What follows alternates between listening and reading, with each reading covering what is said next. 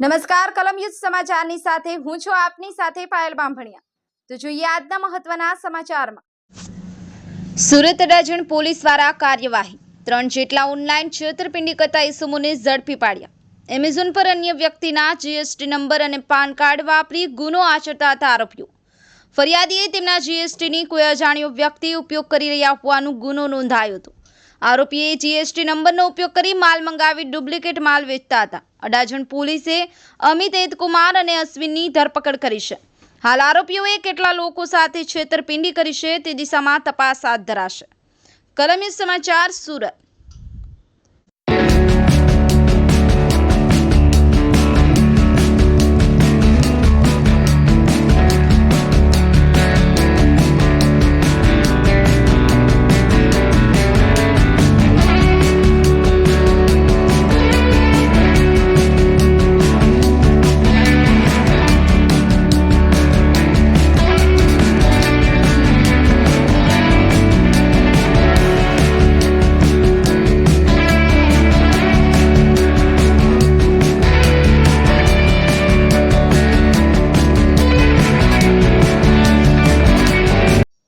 Adajan police સ્ટેશનમાં આ કામના ફરિયાદી અમૃતભાઈ પટેલ પોસ્ટેમાં એમને જાણ કરેલ કે એમને જે જીએસટી લીધેલી છે એમના ફર્મના નામની, એ જીએસટીનો કોઈ મિસયુઝ કરી અને ઓનલાઈન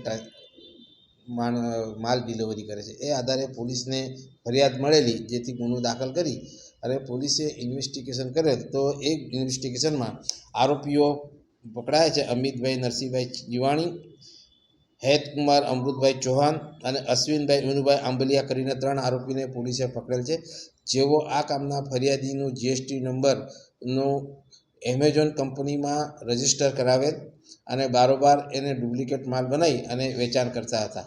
જેથી જે આ બાતમી આધારે પોલીસે પકડીને એમના વિરુદ્ધમાં ગુનો દાખલ કરીને કાયદેસરની કાર્યવાહી કરેલ છે। એ લોકો જીએસટી નંબર કોઈ ફરિયાદીનો લઈ લીધો અને એમેઝોન કંપની જે ઓનલાઈન કરે છે એ એમેઝોન કંપનીમાં એમને જીએસટી નંબર રજીસ્ટર કરાવ્યો, જેથી કરીને કોઈ પણ ઓનલાઈન ઓર્ડર આવે તો આ કામના આરોપી પાસે એમેઝોન કંપની મોકલી આપે અને પછી આ કામના આરોપીઓ એ જીએસટી નંબર આધારે જે કંઈ વ્યક્તિએ ઓનલાઈન ઓર્ડર કર્યો હોય એને એ ડુપ્લિકેટ વસ્તુ મોકલી આપતા હતા।